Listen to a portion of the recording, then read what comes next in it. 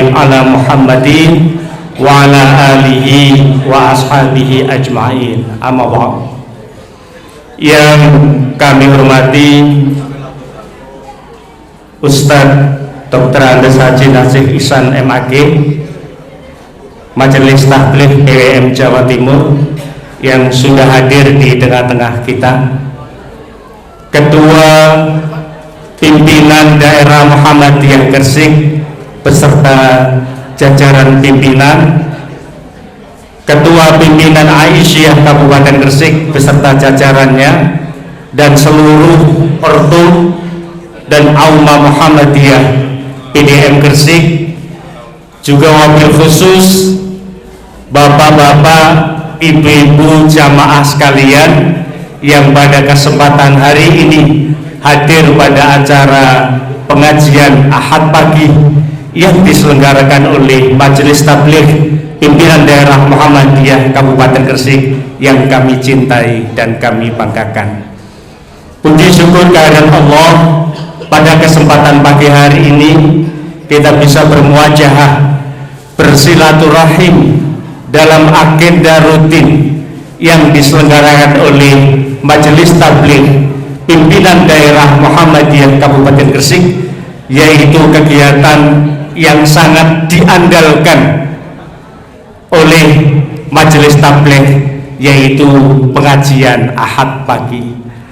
Tentu dengan harapan mudah-mudahan acara kita pagi hari ini mendapatkan keberkahan dari Allah, tidak terputus dari rahmat Allah, dan kita bisa mengamalkan ilmu yang kita dapatkan melalui kajian Ahad pagi pada hari ini. Bapak Ibu yang kami hormati, untuk mengawali acara pengajian ini supaya tidak terputus, supaya tidak terputus dari rahmat Allah, kullu amrin dibalin la yubda'u fihi bi bismillahirrahmanirrahim fa huwa aqta. Maka acara saya buka dengan ucapan bismillahirrahmanirrahim. Selanjutnya marilah kita ikuti acara yang kedua, tilawah Al-Quran yang akan disampaikan oleh Ananda Tanisa Kirani Saidah. Kepada Ananda kami persilahkan.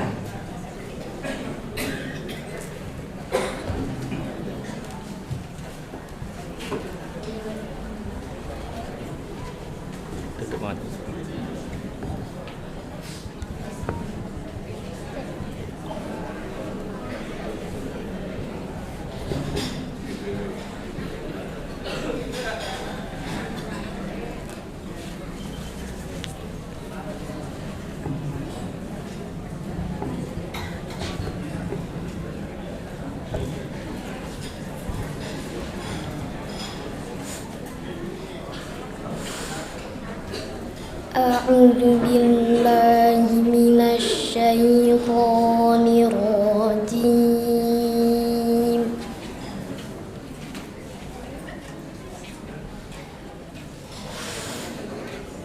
Bismillahirrahmanirrahim.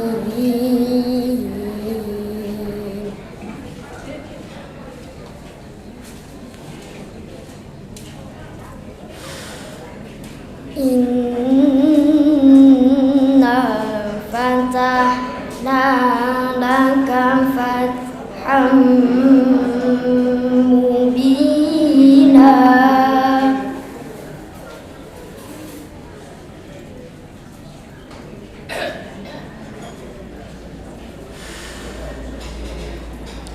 Yaghfir laka Allahu ma taqaddama min dhanbika wa ma ta'akhkhar.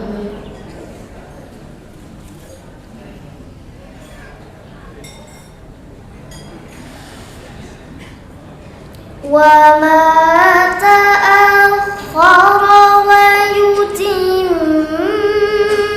ni'matahu 'alaika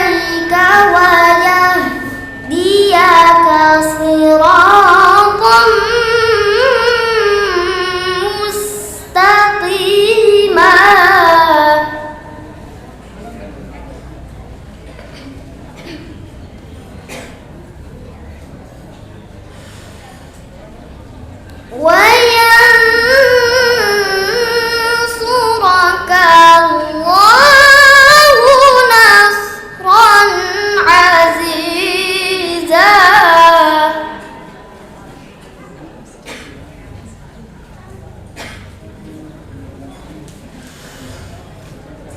هو الذي أنزل السكينة في قلوب المؤمنين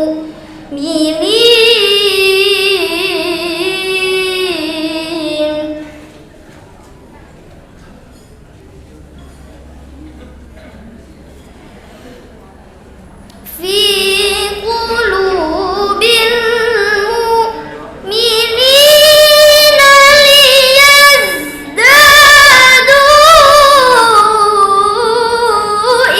إيمانا مع إيمانهم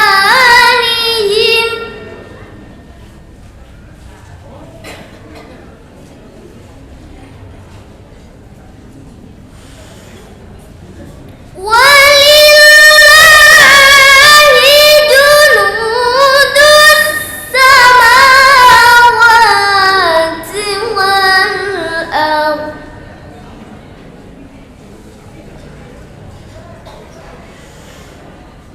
وكان الله عليما حكيما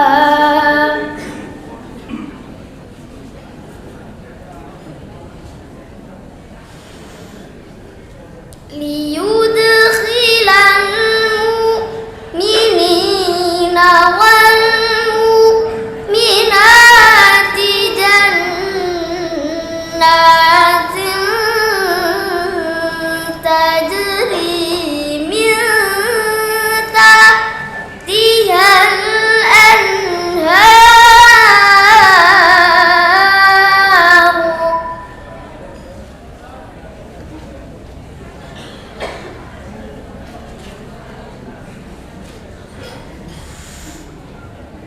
تجري من تحتها الأنهار خالدين فيها ويكفر عنهم سيئاتهم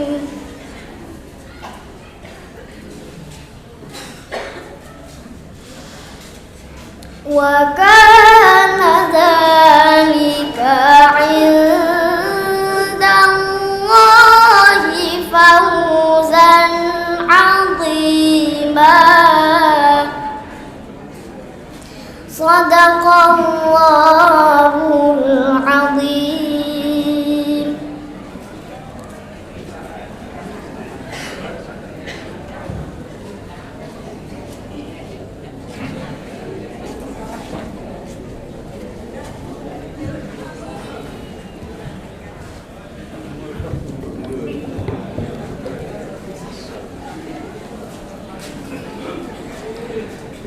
Saya baru tahu kalau santri Muhammadiyah ini pinter kiroah.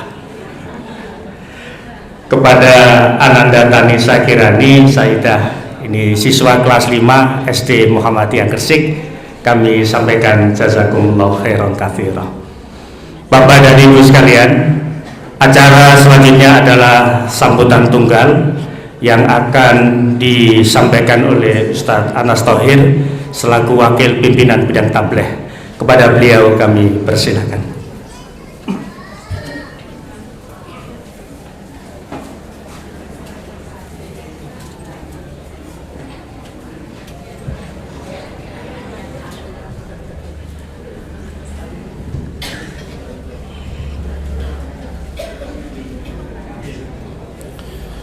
Hadirin hadirat sedaya para rawuh ingkang sang kahormati. Bismillahirrahmanirrahim. Assalamualaikum warahmatullahi wabarakatuh. Alhamdulillahirabbil alamin. Allahumma shalli ala Muhammad wa ala ali Muhammad. Ingkang sang kahormati Bapak Kiai Haji Najih Ihsan, ingkang sangat hormati Pak Yai Inam dan Pak PDM yang lain, yang sangat saya hormati Profesor Jainuddin Maliki, sedaya para rawuh ingkang sangat hormati Bapak Akib ingkang saya hormati, wonten kesempatan ingkang mulya menika kula panjenengan sedaya sehat insyaallah melalui keberkahan silaturahim di majelis yang mulia ini. Insya Allah kita ini dijadikan oleh Allah barokah umurnya, barokah rizkinya, barokah rumah tangganya, kabul cita-citanya, dipertemukan dengan bulan Ramadan tahun-tahun yang akan datang. Amin Allahumma amin. Ingin nomor kali selamat datang kepada beliau Bapak Kiai Haji Najih Ihsan.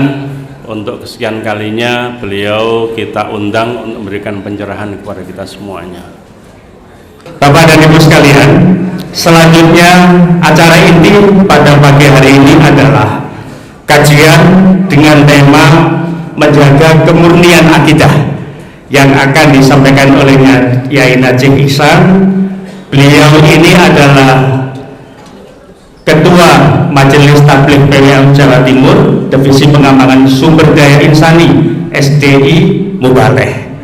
Saya juga ikut kajian-kajian beliau, tapi tidak langsung Ustaz.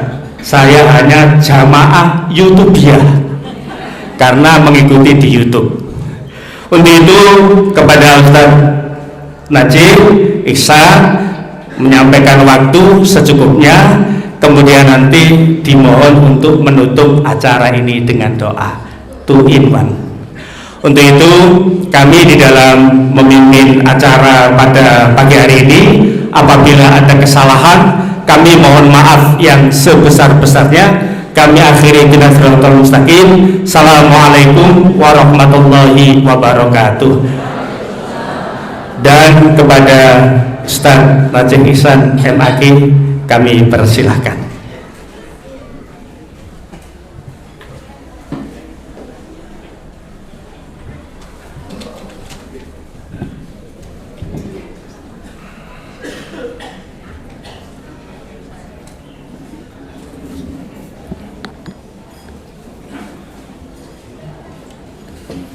Assalamualaikum warahmatullahi wabarakatuh. Bismillahirrahmanirrahim. Innal hamdalillah nahmaduhu wa nasta'inuhu wa nastaghfiruh wa na'udzu billahi min syururi anfusina wa min sayyiati a'malina. May yahdihillahu fala mudilla lahu wa may yudlil falan tajida lahu waliyyan mursyida. Asyhadu an la ilaha illallah wahdahu la syarikalah wa asyhadu anna Muhammadan abduhu wa rasuluhu la nabiyya ba'dah. Allahumma sholli ala Muhammad wa ala ali Muhammad kama shallaita ala Ibrahim wa ala ali Ibrahim wa barik ala Muhammad wa ala ali Muhammad kama barakta ala Ibrahim wa ala ali Ibrahim fil alamin innaka Hamidum Majid. Amma ba'du.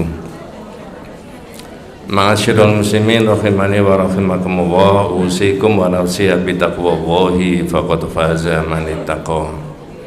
Ibu-ibu pimpinan Aisyah daerah, pimpinan Aisyah cabang, pimpinan daerah Muhammadiyah Gresik, pimpinan cabang Muhammadiyah se-daerah Gresik, Pak Yai Inam yang saya hormati, tamu kita. Katanya Nabi itu siapa yang beriman kepada Allah dan Rasulnya menghormati tamu. Senior saya, guru saya di organisasi, Profesor Dr. Zainuddin Maliki. Juga tamu kita Ustadz, saya sebut Ustadz saja ya. Ini sebagai doa Pak Husnul Akib. Mudah-mudahan niat baiknya itu dimudahkan oleh Allah Subhanahu wa taala. Amin itu di mana-mana sekarang lagi kenceng itu. Ya. Saya memulai pengajian ini berkali-kali mengingatkan seperti yang sudah saya pernah sampaikan dalam kesempatan ini, yaitu tentang Muhammadiyah dan Tauhid. Dari mana kita bisa memahami Muhammadiyah itu dengan Tauhid? Muhammadiyah yang sudah usianya 111 tahun bisa berkembang sampai sekarang. Tidak ada organisasi saya rasa yang secepat Muhammadiyah di Indonesia, bahkan mungkin di dunia. Apalagi dibandingkan dengan organisasi politik yang ada di Indonesia. Itu tumbuh tenggelam, bisa timbul, bisa tenggelam.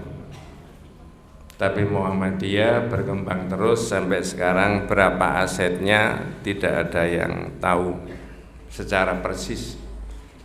Ya, simpatisannya, anggotanya semakin hari semakin banyak. Kalau menurut saya Muhammadiyah itu punya rahasia. Apa rahasianya bisa berkembang itu? Saya menemukan di Muqaddimah ADART Muhammadiyah. Nah, ini pimpinan-pimpinan Aisyah Muhammadiyah harus tahu. Saya menemukan di buku PHI. Apa bu PHI itu? PHI Keranggan. PHI Keranggan kan haji, itu urusan haji.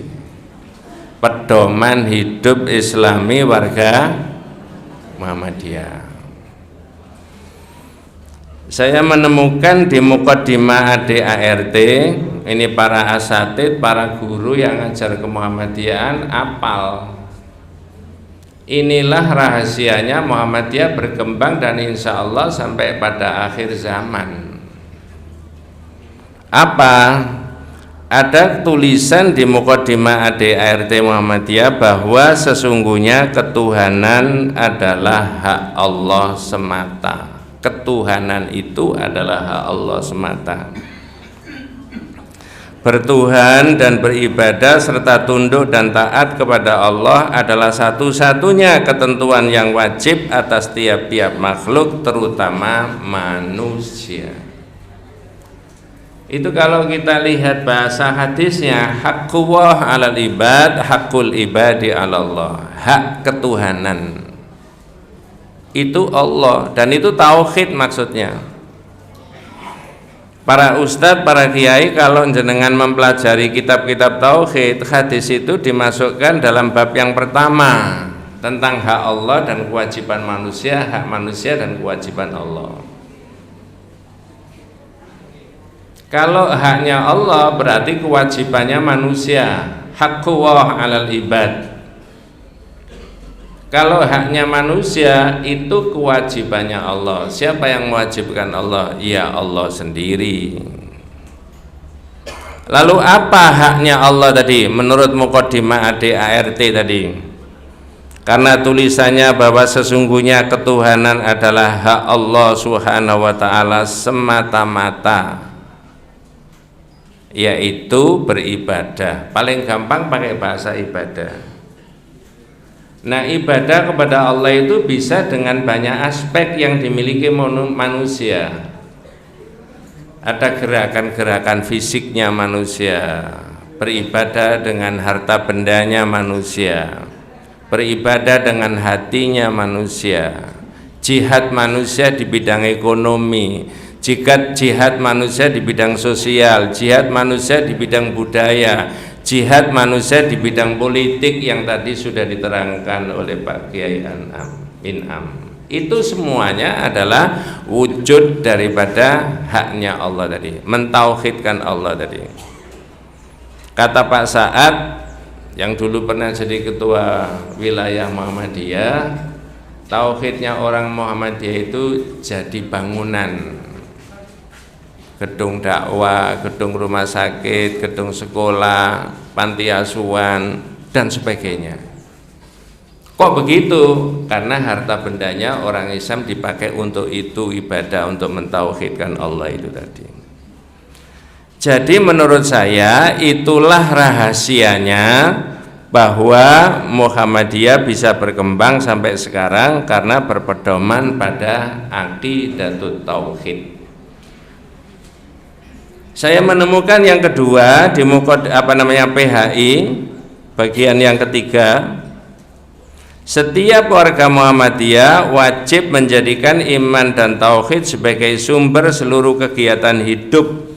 Tidak boleh mengingkari keimanan berdasarkan tauhid itu dan tetap menjauhi serta menolak syirik, takhayul, bid'ah dan khurafat yang menodai iman dan tauhid kepada Allah.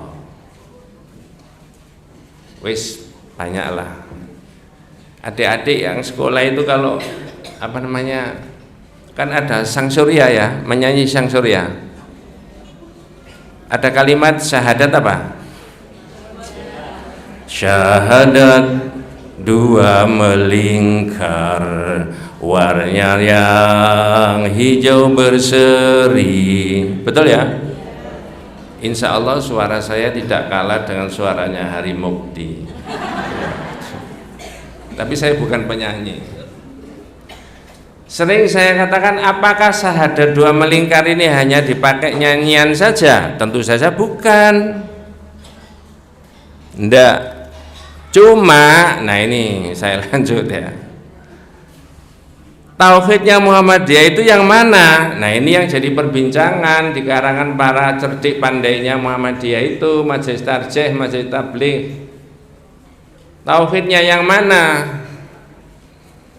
Apakah kitab Fathul Majid itu tauhidnya Muhammadiyah? Apakah kitab Al-Qaulul Mufid itu tauhidnya Muhammadiyah? Apakah aqidatut tauhid? Apakah aqidatut tauhawi? Apakah firqatun najiyah wa taifah al-mansurah? Apakah al-irsyad ila sahihil i'tiqad dan seterusnya dan seterusnya? Bukan. Itu bukan bukunya Muhammadiyah. Tapi ketika saya menjelaskan tauhid itu selalu saya cocokkan, saya lihat pikiran Muhammadiyah dalam bidang tauhid yang ada di HPT supaya tidak salah. Saya beri contoh, mudah-mudahan tidak menyinggung. Tersinggung ya nggak apa-apa, wong ngaji kok ya. Yang nyinggung bukan saya. Ya. Ayo Bu, kalau ada orang pidato kemudian maca sholawatnya begini. Allahumma salli ala Muhammad wa ala ali Muhammad kama sallaita ala Ibrahim wa ala ali Ibrahim. Orang apa ini?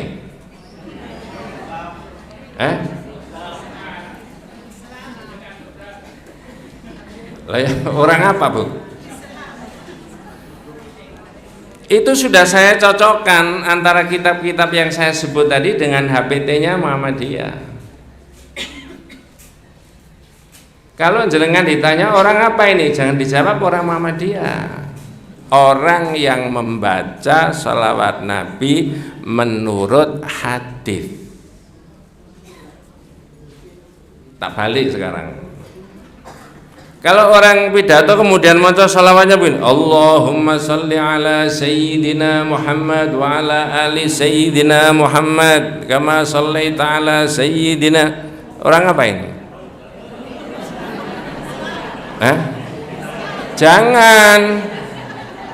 Jangan Bu. Aisyah itu juga saudara kita, Muhammadiyah juga saudara kita, NU juga saudara kita, Al-Irsyad juga saudara kita, Muslimat juga saudara kita. Betul nggak kira-kira? Iya. Jamaah saya di Masjid Al-Falah itu separuhnya Muslimat, ngomong terang-terangan. Ustadz, saya Muslimat NU, boleh ikut ngaji? Tanya sama takmirnya, saya cuma diundang toh untuk ngaji. Betul itu. Loh gitu loh pikirannya orang Islam itu. Enak kan kalau begitu. Dakwah bisa kemana-mana. Perkara orang menerima dakwah tauhid atau tidak, ya terserah manusianya. Semua terserah padamu. aku begini adanya. Ya, jangan diteruskan, aku begini engkau begitu. Makanya tugasnya panjenengan, tugas saya, kita semuanya berdasarkan aqidatut tauhid itu akan menggelinding terus masyarakat umat itu, termasuk Muhammadiyah yang sudah saya sebutkan itu tadi, Bu.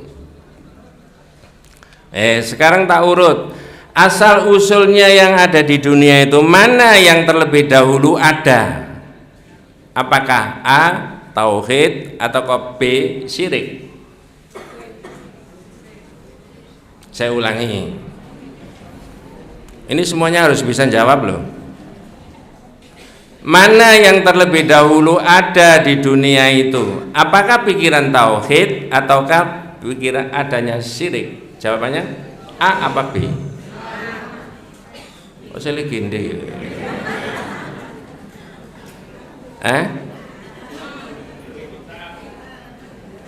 A. Kok begitu, Pak? Jawabannya gampang, jenengan itu kan hidup di 2024 sekarang ini.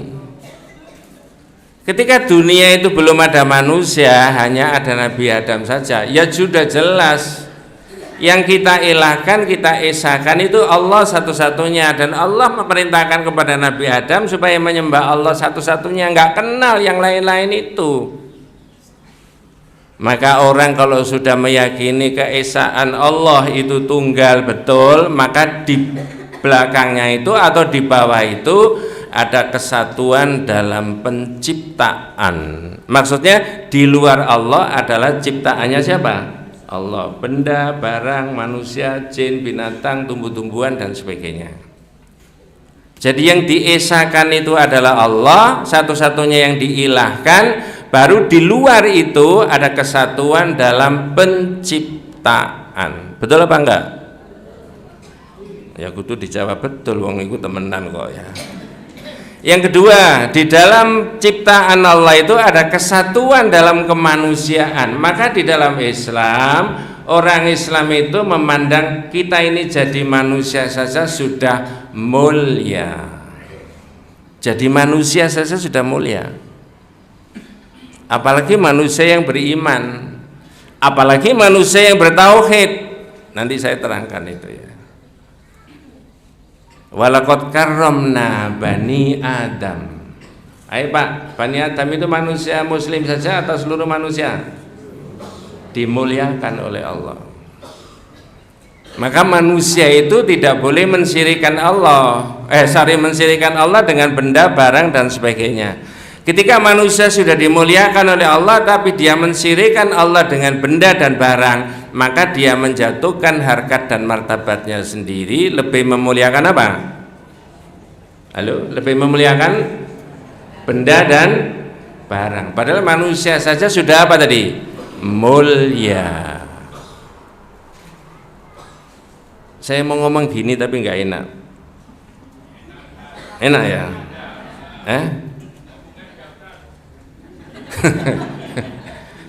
Coba nanti kalau salah dibetulkan.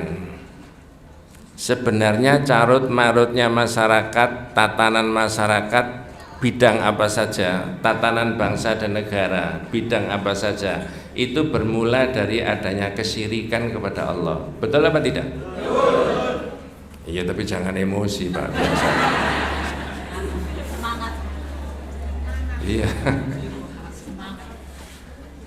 Jadi yang diesakan tadi Allah tunggal esa tadi, maka ciptaan Allah tadi juga dalam satu kesatuan. Di dalam ciptaan Allah itu ada manusia, maka manusia itu juga dalam satu kesatuan ciptaan Allah itu tadi, satu kemanusiaan. Ada tetangga kita orang yang tidak beragama Islam, dia tetap manusia. Ada sahabat kita yang kemudian qadarullah dilahirkan oleh Allah SWT, tetapi kemudian dia ada kebutuhan khusus, itu juga manusia, itu juga mulia. Nah, karena ilahnya dari Allah, ada satu kesatuan dalam penciptaan, ada satu kesatuan dalam kemanusiaan, maka hidayah yang benar itu hanya cuma ada di hidayah tauhid. Betul Bu ya? La ilaha illallah. Makanya tauhidnya orang Muhammadiyah itu, mohon maaf, bukan hanya dilafalkan saja, tapi diamalkan.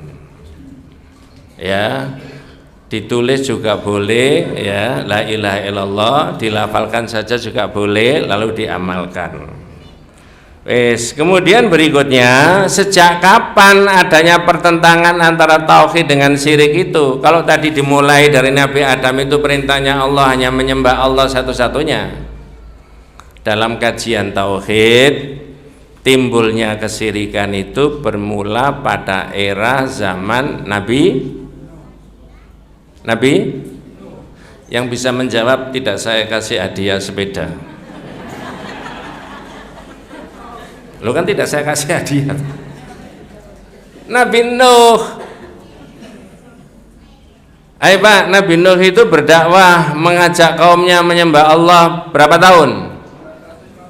Alaf sana illa khamsina aman. 950 tahun, 1000 tahun kurang 50 itu kalau Pak diterjemahkan ya. Alaf sana illa khamsina aman. 950 tahun. Peristiwa dan persoalan apa sehingga timbul pertentangan antara tauhid dengan syirik? Al-ma'rakah baina tauhid wa syirik. Sebelum saya lanjut, kira-kira sampai 2024 ini masih ada nggak pertentangan antara tauhid dengan syirik? Masih banyak. Sampai bolo tauhid atau bolo syirik?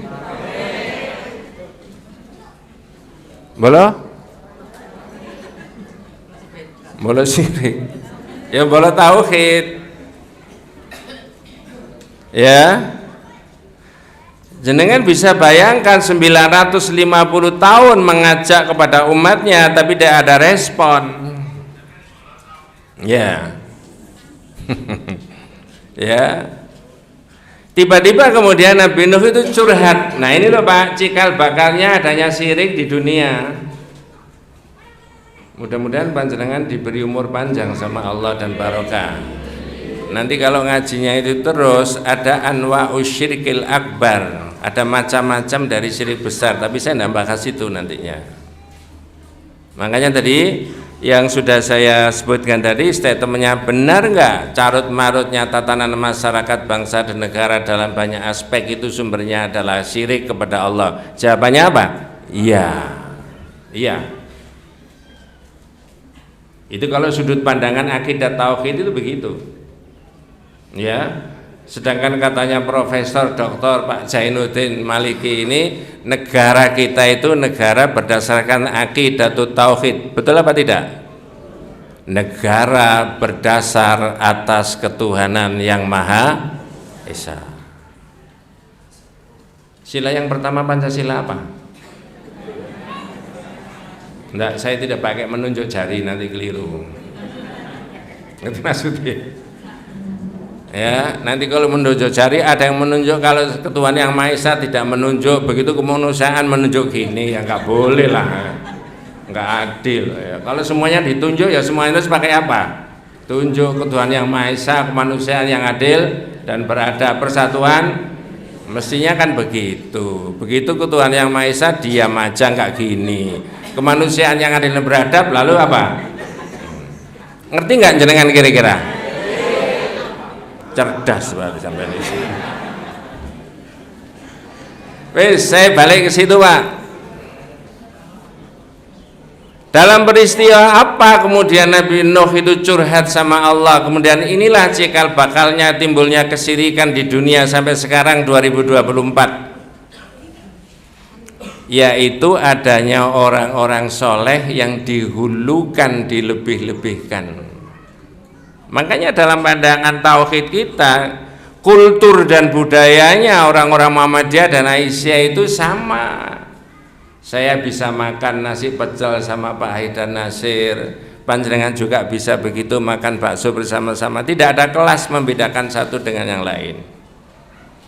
Tapi zaman itu, zaman Nabi Nuh, ada orang soleh yang digulukan, dilebih-lebihkan ya. Terus akibatnya Nabi Nuh ini curhat. Kenapa Bu curhat itu? Ya sebagai curhat aja paling gampang. Qala Nuh, Nabi Nuh matur sama Allah, ya Rabbi innahum asawni. Ya Allah, itu loh orang-orang itu mendurhakai saya. Wattaba'u man lam yazidhu maluhu wa waladuhu illa khasara. Orang-orang itu mengikuti orang yang harta bendanya dan anaknya tidak menambahi apa-apa kecuali menambahi kerugian.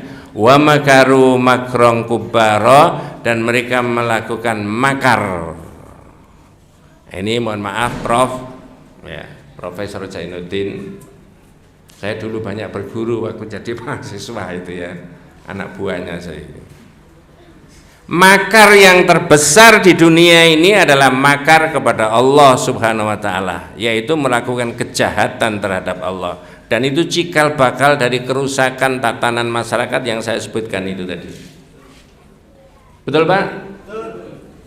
Betul memang iya.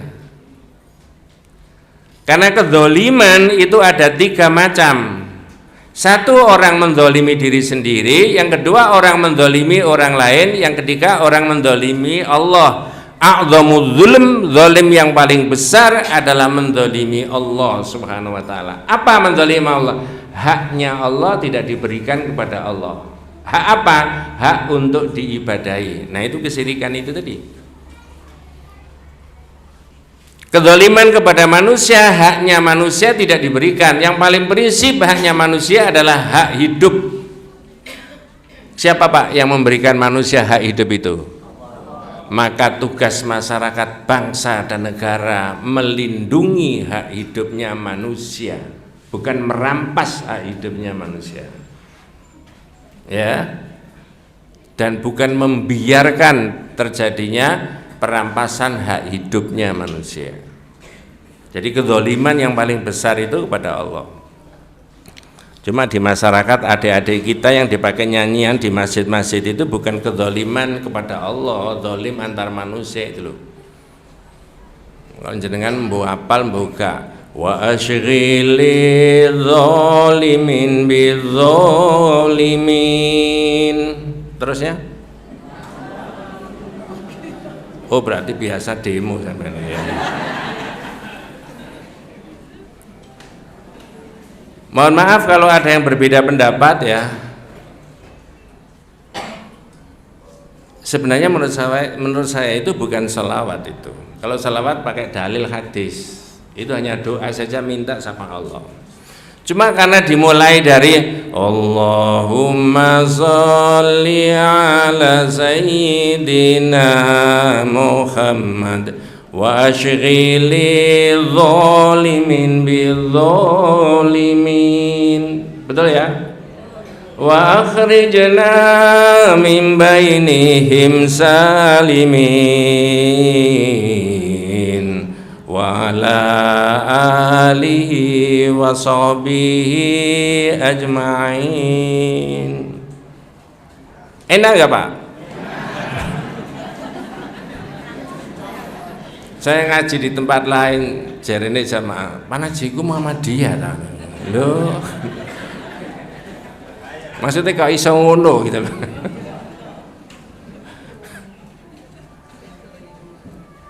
Jadi makar terbesar itu adalah makar kepada Allah, kedzaliman, kesyirikan tadi yang saya sebutkan merupakan cikal bakal dari rusaknya tatanan masyarakat tadi. Nabi Nuh matur sama Allah. Nah, ayat terusnya di dalam surat Nuh itu Pak, wa qalu la tadharunna alihatakum wa la tadharunna wadda wa la suwa'a wa la yaghutsa wa ya'uqa wa nasra. Ibu, ada berapa nama-nama yang asing yang ada di dalam ayat itu tadi? Saya ulangi, wa qalu la tadharunna alihatakum wa la tadharunna wadda wa la suwa'a wa la yaghutsa wa ya'uqa wa nasra. Berapa Pak? Jenengan tita ini Pak, saya ngotot-ngotot tuh gak ditita ini 5. Wad, Suwa, Yahud, Ya'uq, Nasr. Nah, iya. Ada 5. Inilah yang saya sebutkan tadi. Kata Ibnu Abbas di dalam tafsirnya yang dinukil oleh Departemen Agama Republik Indonesia.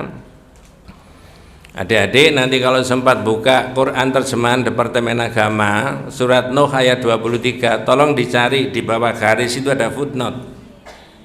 Wad, Suwa, Yahud, Ya'uq, Nasr adalah nama-nama berhala terbesar pada zamannya kaum Nabi Nuh yang semula nama orang soleh. Apa tadi Bu?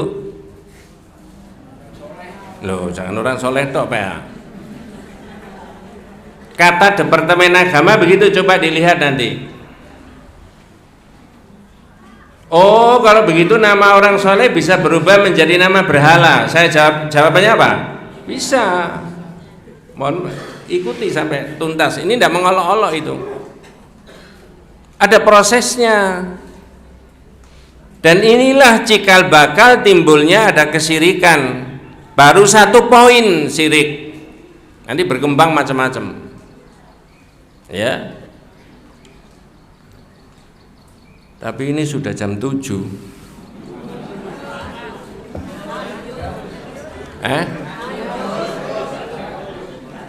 Gak bahaya tak?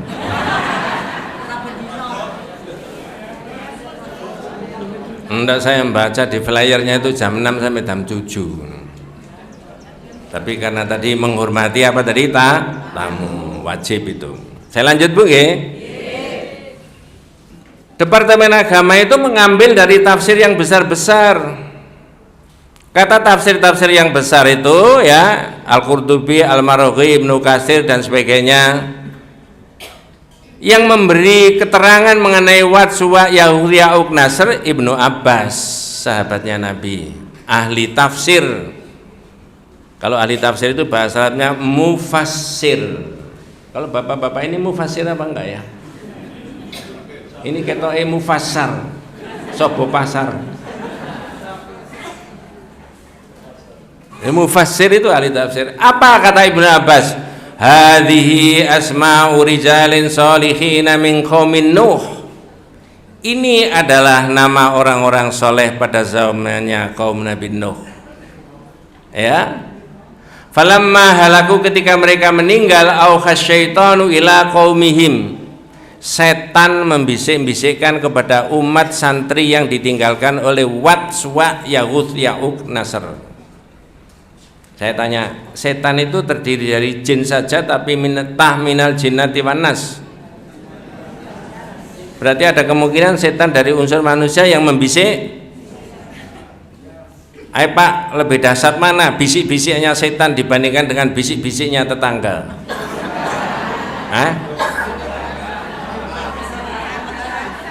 Lebih dahsyat bisik-bisiknya tetangga jika tetangganya merangkap jadi jenengan dan saya harus memahami, dan itu karena teks Quran bahwa setan itu dari unsur manusia, tapi tidak boleh kemudian ujung jarinya diarahkan ke siapa-siapa, hatinya diarahkan ke siapa-siapa, itu yang tidak boleh. Nanti kalau diarahkan ke siapa-siapa dia akan jawab, sesama setan tidak boleh saling apa? Dahului, tidak boleh. Auha syaitanu ila qaumihim aninsabu ila majalisihim allati kanu yajlisuna fiha ansaban wa sammauha bi asma'ihim. Katanya setan tadi, ini bukan orang biasa Mas, ini orang soleh, ahli ibadah yang namanya Wad, Suwa, Yahud, Ya'uq, Nasr itu. Maka buatkanlah patung-patungnya. Mohon maaf, maka di Muhammadiyah tidak ada tradisi mematungkan tokoh-tokoh Muhammadiyah. Betul ya? Wih, sampai di situ aja Pak. Biayanya besar nggak mematungkan itu? Ya. Itu pakai APBD apa APBN apa urunan rakyat?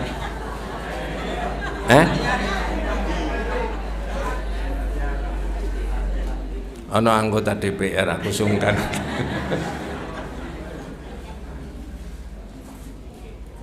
Bisi-bisiannya setan tadi supaya dipatungkan dan dibesar-besarkan.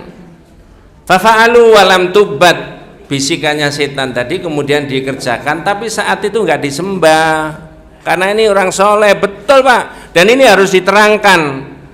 Ini bukan mengolok-olok, nanti kita lanjutkan, ini ada perkembangan berikutnya itu ya. Tapi ini yang saya bayangkan tadi, yang saya sebutkan ini adalah cikal bakal timbulnya apa? Kesyirikan. Nabi Nuh tadi Pak, tugasnya jenengan mengingat-ingat. Fafa'alu, lalu dikerjakan bisikannya setan tadi. Ini Wat, ini Suwa, ini Yahud, ini Ya'uq, ini Nasr, di mana-mana ada dibesar-besarkan. Tapi lama-lama kok bisa disembah? Ada dua faktor. Hatta idza halaka ulaika, ketika santri-santrinya yang mematungkan tadi sudah banyak yang meninggal, ai talal amad, waktunya cukup lama. Faktor yang pertama. Faktor yang kedua, wanusial ilmu, lalu ilmu agama itu sudah banyak dilupakan orang. Lama-lama ubidat, disembah.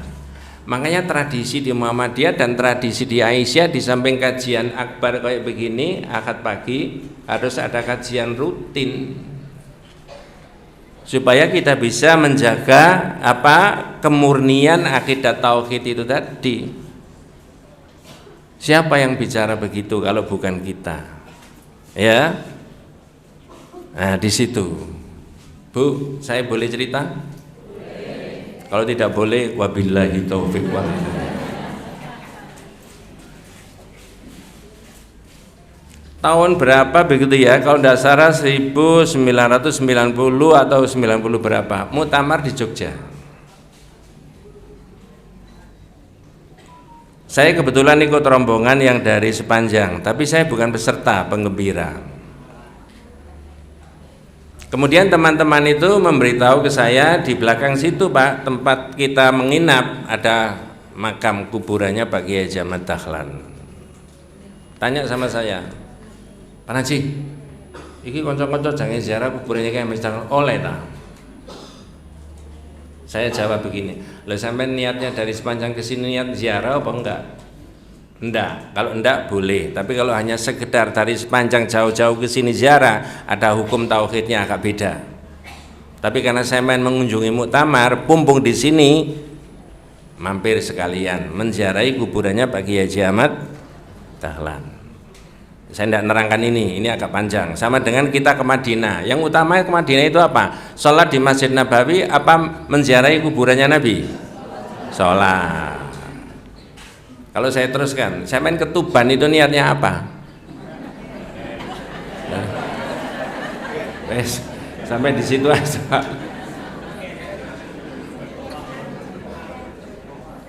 Lalu rombongan itu menziarahi kuburannya Pak Kiai Haji Ahmad Dahlan, termasuk saya. Kalau tidak salah, ini tembok, lalu kuburan beliau itu di sini. Letter biasa itu, ada tulisannya di tembok, Kiai Haji Ahmad Dahlan, pahlawan nasional, SK Presiden nomor sekian.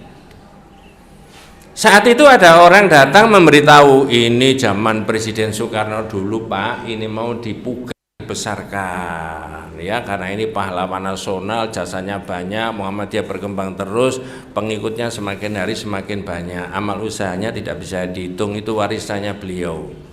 Maka Presiden Soekarno berkenan untuk mau dipugar. Tapi PP Muhammadiyah menolak, tidak boleh, sudah biarkan di sini saja. Tak tanya, itu pikiran waras atau pikiran tidak waras? Ya itu tadi, menjaga kemurnian tauhid itu tadi. Jangan-jangan kalau dipugar besar ya, biayanya miliaran rupiah, indah, ada AC-nya, nanti orang mau mendirikan ranting pamitan dulu sama Pak Kiai Haji Ahmad Dahlan. Bisa keliru enggak kira-kira? Pak Kiai badhe mendirikan ranting, terus Pak Kiainya misalnya diberikan kekuasaan sama Allah, bisa menjawab kapan? Tambah keliru. Wes, inilah panjenengan bisa memahami cikal bakalnya itu tadi. Kemudian para nabi dan para rasul setelah Nabi Nuh tadi diperintahkan Allah Subhanahu wa taala untuk mengembalikan posisi tauhid. Ini panjang ceritanya. Dalam kitab Firqatun Najiyah wa Thaifah Al-Mansurah ada Nabi Hud, ada Nabi Soleh, ada Nabi Syu'aib.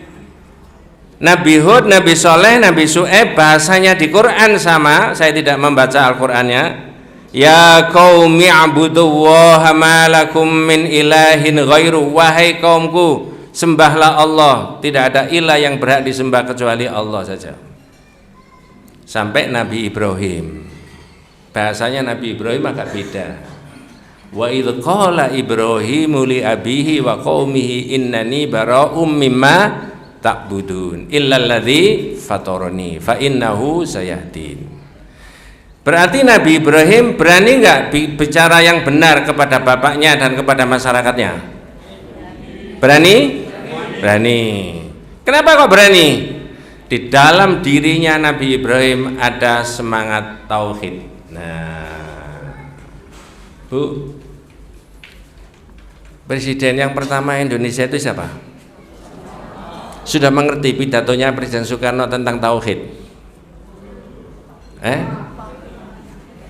Tuhan kekal dan abadi, Tuhan satu, dan keyakinan terhadap Tuhan yang satu inilah, tauhid inilah yang menjadi api yang berkobar-kobar, menyala-nyala di dalam Al-Quran itu. Dan nanti kalau api itu telah berkobar-kobar, menyala-nyala di dalam jiwanya orang yang beriman, maka orang yang demikian itu seperti dikatakan oleh saudara Hamka, orang yang tidak takut akan mati. Enggak usah Allahu Akbar, enggak pakai begitu. Itu Presiden Soekarno. Presiden kan punya style gaya bicara sendiri-sendiri toh. Ada yang kok nanya saya. Ya punya mas ya, mudah-mudahan Allah Subhanahu wa taala menghadiahkan pemimpin nasional ini yang melindungi seluruh umat manusia dalam negara kesatuan. Jangan emosi, Pak.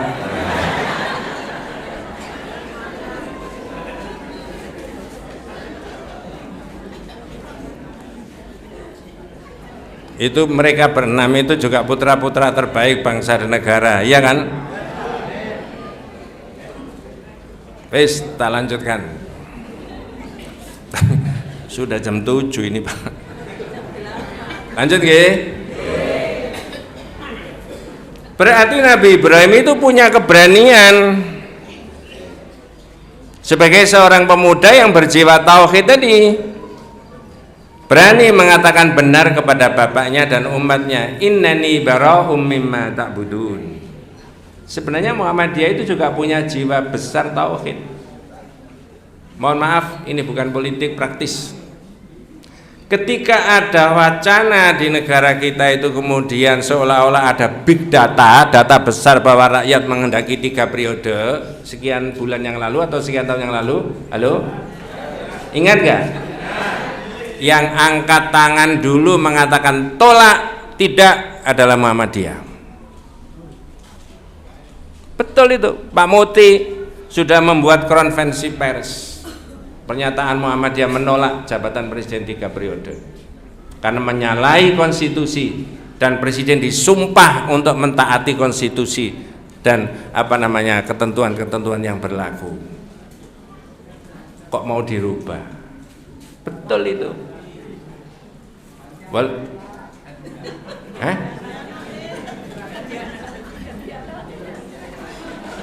Lenda, mengapa kok Muhammadiyah ini bukan menentang arus? Muhammadiyah itu menyampaikan yang benar, realitasnya yang benar. Amanat dari reformasi, jabatan presiden itu dibatasi 2 periode. Selesai sudah. Muhammadiyah dulu yang angkat tangan itu. Ada orang lain di pojok sana itu ngomong, Masuk akal juga jika 3 periode. Loh. Muhammadiyah enggak. Loh itu loh orang berjiwa tauhid itu salah satunya itu di situ. Maka mudah-mudahan analisa saya benar. Saya bukan ahli di bidang sosial, Prof ya. Yang disegani itu tinggal Muhammadiyah sekarang ini. Tidak boleh menepuk apa? Sehingga saya pernah guyon gini. Tapi ini tidak mungkin, Prof ya. Kalau negara ini dipinjamkan Muhammadiyah itu gimana ya kira-kira? Setuju nggak Bu? Beres nggak kira-kira? Dan itu tidak mungkin menyalahi konstitusi tadi. Kalau itu tidak mungkin, maka masukkan saja sebanyak-banyaknya orang Muhammadiyah di legislatif. Saya bukan juru kampanye siapa-siapa loh ya. Bener nggak pikiran saya? Saya main ngomong nggak bener, wabillahi taufik walhidayah. Nggak mungkin negara ini serahkan Muhammadiyah. Tapi kan saya boleh berandai-andai. Kalau itu tidak mungkin, perbanyak saja orang-orang yang punya integritas, punya akhlak yang baik, punya tauhid yang baik, warga Muhammadiyah, anak didik kita semuanya, perbanyak duduk di lembaga-lembaga legislatif. Partainya apa saja terserah. Nah kebetulan sahabat saya ini aktivis di Partai Amanat Nasional. Terserah mau partai yang lain. Betul nggak?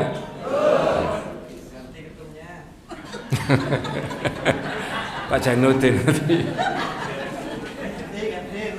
Iya. Saya lanjut Pak.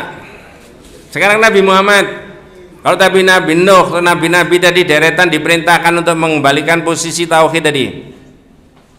Nabi Muhammad juga begitu.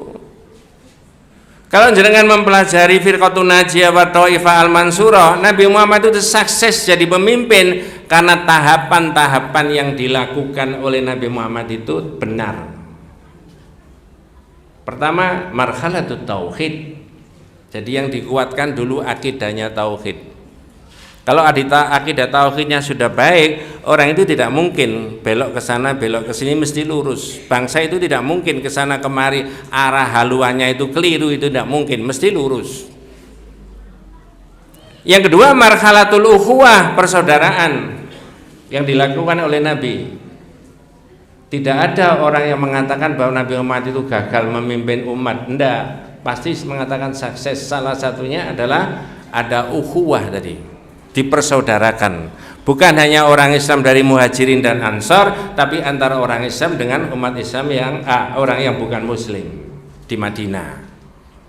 Maka menurut saya kalau di konteksnya ditarik 2024, kalau orang mau jadi pemimpin yang sukses, maka umat itu satukan dan jangan dipecah-pecah. Betul nggak? Iya benar itu. Kalau pemimpin itu menyatukan umat dan pemimpin itu jujur, pemimpin itu adil, pemimpin itu betul-betul tidak zalim, tidak ada alasan rakyat tidak mendukung pemimpin itu tadi. Itu. Ini Nabi Pak, bukan saya. Yang ketiga, istiqdad, persiapan untuk menghadapi orang yang recoki Nabi di masyarakat Madinah. Yang terakhir, tahqiqun nasr, ada kemenangan yang Allah berikan. Ini tahapan-tahapan yang diletakkan oleh Nabi di dalam memimpin umat dan masyarakat. 3 menit lagi. Bu, satu ketika Nabi mengutus sahabatnya yang namanya Mu'ad. Perhatikan pesannya Mu'ad. Pesannya Nabi kepada sahabat Mu'ad. Mu'ad, innaka ta'ti qauman min ahlil kitab. Kamu nanti ya sampai di sana ketemu dengan komunitas masyarakat yang disebut dengan ahli kitab. Falyakun awwalu ma tad'uhum ilaihi syahadatu alla ilaha illallah. Pertama, ajaklah mereka itu syahadat tentang Allah. Berarti tauhid. Pertama kali yang harus didahulukan itu tauhid. Dua, fa inhum atau kalidzalika fa'alimhum annallaha aftarada alaihim khamsa salawatin fi kulli yaumin wa lailah.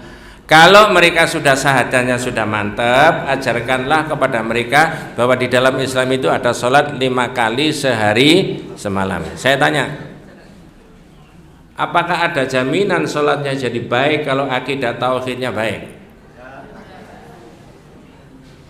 Silakan Bu, diminum dulu Bu. Kalau akidahnya tauhidnya baik, imannya kepada Allah baik, ada orang yang sholat, tidak ada orang yang sholat tetap begitu, ada jaminan sholatnya baik? Pasti.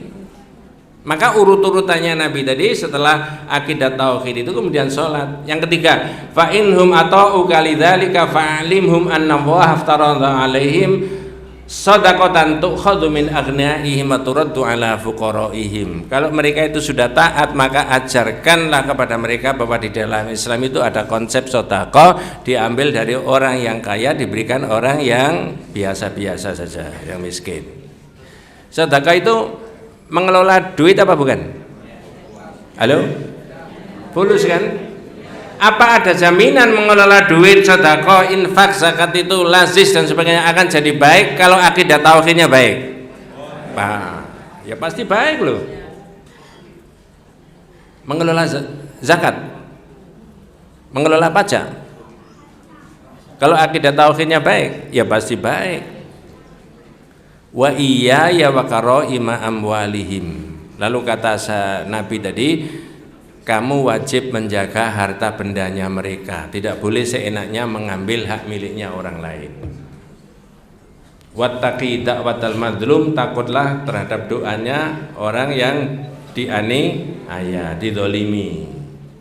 Fa innahu laisa bainaha wa bainallahi hijabun. Doanya orang yang teraniaya itu antara dia dengan Allah tidak ada apa? Tidak ada sekat, tidak ada batas. Lah itu loh kemudian di masyarakat yang tadi saya sebutkan katanya salawat apa tadi? Ashghil. Tapi menurut saya doa.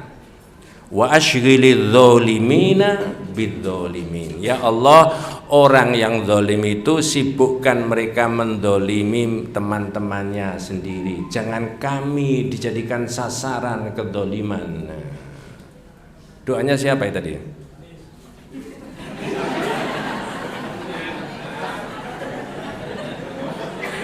Sampean itu bangun tidur durung melek wis ngomong ngono. Bangun tidur itu belum melek, belum raup wis muni itu tadi. Saking apanya? Mudah-mudahan Allah memberikan rahmat barokah hidayah kepada kita semuanya. Hadanallahu wa iyyakum ajmain. Assalamualaikum warahmatullahi wabarakatuh. Alhamdulillah hamdan yuafi ni'amahu wa yukafi'u mazidah. Ya Rabbana walakal hamdu kama yanbaghi li jalali wajhika wa 'azimi sultanik. Allahumma shalli ala Muhammad wa ala ali Muhammad kama shallaita ala Ibrahim wa ala ali Ibrahim wa barik ala Muhammad wa ala ali Muhammad kama barakta ala Ibrahim wa ala ali Ibrahim fil alamin innaka Hamidum Majid. Allahumma ighfir lil muslimina wal muslimat wal mu'minina wal mu'minat al ahya'i minhum wal amwat. Rabbana hab lana min azwajina wa dhurriyyatina qurrata ayunin waj'alna lil muttaqina imama. Allahumma inna nas'aluka mujibati rahmatika wa azaima maghfiratika wal ismata min kulli dhanbin wal ghanimata min kulli birrin was salamata min kulli ithmin. Allahumma inna nas'aluka min khairi ma sa'alaka minhu nabiyyuka Muhammad sallallahu alaihi wasallam wa na'udzubika min syarri ma sta'adzaka minhu nabiyyuka Muhammad sallallahu alaihi wasallam wa antal musta'an wa alaikal balagh la haula wa la quwwata illa billahil aliyyil azim. Subhana rabbika rabbil izzati amma yasifun wa salamun alal mursalin walhamdulillahi rabbil alamin. Assalamualaikum warahmatullahi wabarakatuh.